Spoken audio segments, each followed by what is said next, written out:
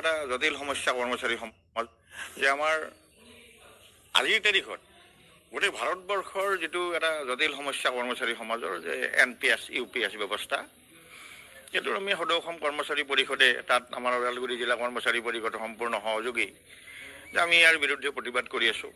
কেইবাটাও কাৰ্যসূচী ইতিমধ্যে লৈছোঁ, কেইবাবছৰৰ পৰাই কৰি আছোঁ যে আমাৰ সেইটো স্পষ্ট ধাৰণা আৰু স্পষ্ট কথা যে NPS বাতিল কৰিব লাগে, OPS প্ৰৱৰ্তন কৰিব লাগে আৰু OPS প্ৰৱৰ্তনৰ জৰিয়তে একোজন কৰ্মচাৰী শিক্ষকৰ বিষয়াৰ তেওঁৰ অৱসৰী জীৱনৰ যিটো শংকাগ্ৰস্ততা, এই শংকাগ্ৰস্ততা আঁতৰ কৰিব লাগে।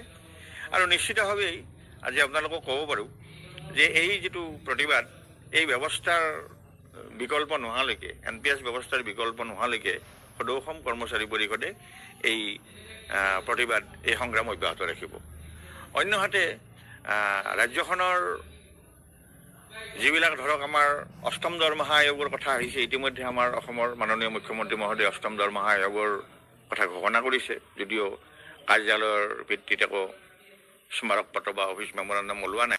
এটা জটিল সমস্যা কৰ্মচাৰী সমাজ যে আমাৰ আজিৰ তাৰিখত গোটেই ভাৰতবৰ্ষৰ যিটো এটা জটিল সমস্যা কৰ্মচাৰী সমাজৰ যে NPS UPS ব্যৱস্থা, সেইটো আমি সদৌ অসম কৰ্মচাৰী পৰিষদে তাত আমাৰ ওদালগুৰি জিলা কৰ্মচাৰী পৰিষদৰ সম্পূৰ্ণ সহযোগী যে আমি ইয়াৰ বিৰুদ্ধে প্ৰতিবাদ কৰি আছোঁ। কেইবাটাও কাৰ্যসূচী ইতিমধ্যে লৈছোঁ, কেইবাবছৰৰ পৰাই কৰি আছোঁ যে আমাৰ সেইটো স্পষ্ট ধাৰণা আৰু স্পষ্ট কথা যে NPS বাতিল কৰিব লাগে, OPS প্ৰৱৰ্তন কৰিব লাগে আৰু OPS প্ৰৱৰ্তনৰ জৰিয়তে একোজন কৰ্মচাৰী শিক্ষকৰ বিষয়াৰ তেওঁৰ অৱসৰী জীৱনৰ যিটো শংকাগ্ৰস্ততা, এই শংকাগ্ৰস্ততা আঁতৰ কৰিব লাগে।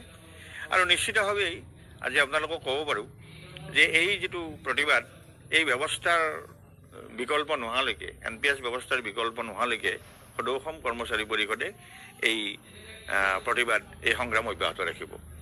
অন্যহাতে ৰাজ্যখনৰ যিবিলাক ধৰক আমাৰ অষ্টম দৰমহা আয়োগৰ কথা আহিছে, ইতিমধ্যে আমাৰ অসমৰ মাননীয় মুখ্যমন্ত্ৰী মহোদয়ে অষ্টম দৰমহা আয়োগৰ কথা ঘোষণা কৰিছে, যদিও কাৰ্যালয়ৰ ভিত্তিত একো स्मारक पत्र बा ऑफिस मेमोरेंडम एटमॉस्फेयर में हम काम कर रहे हैं कि अपनी सेहत।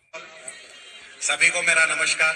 और यहाँ उपस्थित जो भी संघ मजदूर SC/ST DMRKS वहाँ से आए हुए सभी हमारे डिग्निटरीज है, और स्पेशली मैं आर्यन OPS को अपनी मुबारकबाद देना चाहता हूँ, क्योंकि उन्होंने सक्सेसफुली अपना एसोसिएशन रजिस्टर किया हुआ है। तो आर्यन OPS के लिए एक बार जोरदार ताली बजाएं। और मैं स्पेशली डैनियल भाई एंड उनकी टीम, संतोष भाई, इनकी टीम को मेरा शुक्रिया अदा करता हूं, क्योंकि उन्होंने ये अपॉर्चुनिटी दिया है मुझे बात करने के लिए। तो जैसे संतोष भाई ने अपने वेलकम स्पीच में बताया था, एडमिनिस्ट्रेशन ने हमें इस तरह से जकड़ दिया है एक जाल में, हम एक चक्रव्यूह में आ चुके हैं। सुबह ऐसे भागना है, पंच के लिए भागना है पहले तो, उसके बाद काम करना है। और ऐसे एटमॉस्फेयर में हम काम कर रहे हैं कि अपनी सेहत का ख्याल नहीं, अपनी फैमिली का ख्याल नहीं। फिर जैसे बच्चों का रिस्पॉन्सिबिलिटी हो गया, ड्यूटी का रिस्पॉन्सिबिलिटी हो गया, फिर पंच करो, फिर वो बोलेगा गेट डालेंगे, फिर बोलेगा जूता नहीं पहने, कुछ ना कुछ ऐसा बंदिशें लगा चुके हैं कि अभी एम्प्लॉय का जीना मुश्किल हो चुका है। तो जाहिर सी बात है कि आप लोग मीटिंग में आके अटेंड करो तो आप ऐसे सोचेंगे कि भाई इतना तो ड्यूटी कर लिए, आज जाके थोड़ा टाइम मिला, घर जाके रेस्ट करेंगे। तो कौन सोचेगा NPS के बारे में। चलो यहाँ तक अच्छा है, लेकिन एक ऐसा इंसिडेंट सोचो जहां पे आप आपके फैमिली के लिए अवेलेबल नहीं रहे, तब आपका क्या होगा। क्या हमारी ये मेहनत जानकर क्या अपना CWM या कोई एडमिनिस्ट्रेशन से अधिकारी आपके घर पहुंचेगा आपकी मदद करने के लिए। चलो हम अपने साथी, अपने भाई के लिए क्या हम फाइनेंशियली कुछ मदद कर सकते हैं।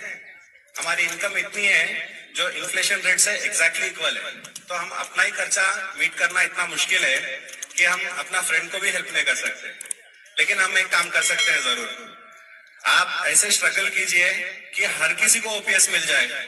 ऐसा फाइनेंशियल सिक्योरिटी क्रिएट करेंगे कि हमारा भाई, हर कोई जो भी रेलवे कर्मचारी है, वो सभी कैसे भी इमरजेंसी आए वो डील कर सके।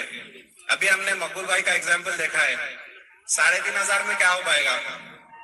हम सभी लोग 5-6 लोग मिलके जाके खा लेंगे तो लंच के लिए पैसे बचने होते हैं, उनको पूरा महीना गुजारना है। ऐसा हम अपने फैमिली मेंबर के साथ होते हुए देख सकते हैं क्या? देखते हुए हेल्प भी कर सकते हैं क्या? 1 महीना, 2 महीना, तीसरे महीने में तो हेल्प नहीं कर सकते। तो इसीलिए हमें इस चक्रव्यूह को समझ के, इसको फांदते हुए, इसको तोड़ के आगे बढ़ना है। इसलिए आगे बढ़ने के लिए हमें ऐसे बहुत सारे अवकाश मिल रहे हैं, ऐसे अपॉर्चुनिटीज मिल रहे हैं कि भाई आप कहीं पे भी ओपीएस के लिए कहीं भी स्ट्रगल हो रहा है, चाहे वो ट्रेड यूनियन से हो, चाहे एसोसिएशन से हो, चाहे वो आरएम ओपीएस से हो, चाहे वो आईआरएम ओपीएस से हो, इंडिया में कहीं पे भी ओपीएस के लिए अगर कुछ भी हो रहा है तो आप उसको बढ़ चढ़ के सपोर्ट करना है, फुल्ली अटेंड करना है और फिजिकली अटेंड करना है। जब हम फिजिकली झगड़ा करेंगे, जब हम अपना उपस्थिति दिखाएंगे, जब हमारी भूख लग रही है तो माँ से हम नहीं मांगेंगे तो खाना नहीं मिलता। आप एडमिनिस्ट्रेशन से झगड़ा नहीं करेंगे तो आपको पेंशन मिलेगा क्या? तो हम सबकी क्या मांग है भाइयों? हम सबकी क्या मांग है? लड़ेंगे कि नहीं लड़ेंगे? चलो बढ़िया है। तो अभी हम लोग, मैं आपको एक छोटा सा एग्जांपल बोलता हूँ। चलो यूपीएस आ गया, इसमें आप सोचेंगे कि भाई अपना तो पैसा मार्केट में लग रहा है कि नहीं, इसमें फायदा होगा कि नहीं होगा। मैं एक छोटा एनालिसिस रन किया हूँ कंप्यूटर में। इसमें हमारा देखो फंड जो भी है, क्योंकि आपको मोटा मोटा तो पता है, मैं एक एक्स्ट्रा लेयर बता रहा हूँ आपको। जैसे कि अभी एसबीआई है, यूटीआई है और एलआईसी, ये 3 फंड मैनेजर में अपना 33.33% पैसा लग रहा है, ठीक है। इसका एनुअल कंपाउंडेड रिटर्न 8.8% है पिछले 5 साल में। ये सबसे वर्स्ट परफॉर्मिंग फंड मैनेजर है, सबसे वर्स्ट। अगर यही पैसा आपका दूसरे पेंशन फंड मैनेजर में लगता तो आपका 20.87% रिटर्न आता। आप बोलते 11% में क्या फर्क हो जा रहा है कि नहीं? तो लेट्स से हम लास्ट 5 साल का एग्जांपल लेंगे। एक टेक्नीशियन 1 जिसका बेसिक सैलरी 29,200 है 5 साल के लिए, और 5 साल के बाद वो बन गया सीनियर टेक विद 35,500 5 साल के लिए, ठीक है। तो उसका एन्युटी में डिफरेंस आ रहा है 14.83 लाख रुपीस, यानी पिछले 10 साल में आपका 14.83 लाख रुपीस वैसे भी नुकसान हो गया। तो ये है हकीकत एनपीएस और यूपीएस की। आपको ये एडवांस लेवल में जाके देखना है। अगर 10 साल में इतना नुकसान है तो 20-25 साल आप सर्विस कर रहे हैं, तो आप सोचिए आपका कितना नुकसान ऑलरेडी हो चुका है। अगर आप अभी भी रिटायर करते हैं तो आपका 14.83 लाख रुपीस तो वैसे लॉस में है, और मार्केट बहुत अच्छा था इतने 10 साल में। अभी तो कम्प्लीटली मार्केट कोलैप्स कर चुका है।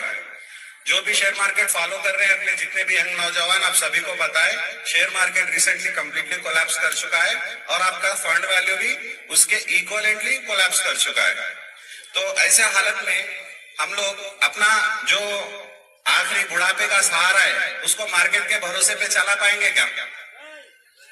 बोलिए, चला पाएंगे क्या? तो हमको इसीलिए इस एनपीएस यूपीएस के जाल में पड़ना नहीं है। जो अपना फाइनल लाठी, आखिरी सहारा जो है, उसको हमें मार्केट के ऊपर छोड़ना नहीं है। हमें जो फिक्स्ड एसेट मिलेगा, जो फिक्स्ड पेंशन मिलेगा, वो सिर्फ ओपीएस से मिल पाएगा। ये मार्केट कंट्रीब्यूशन, ये सब झमेले में हमें पड़ना ही नहीं है। इसीलिए हमें डट के रहना है और डट के लड़ना है। We want only OPs. क्योंकि आपको मोटा मोटा तो पता है, मैं एक एक्स्ट्रा लेयर बता रहा हूं आपको। जैसे कि अभी एसबीआई है, यूटीआई और एलआईसी, ये 3 फंड मैनेजर में अपना 33.33% पैसा लग रहा है, ठीक है। इसका एनुअल कंपाउंडेड रिटर्न 8.8% है पिछले 5 साल में। ये सबसे वर्स्ट परफॉर्मिंग फंड मैनेजर है, सबसे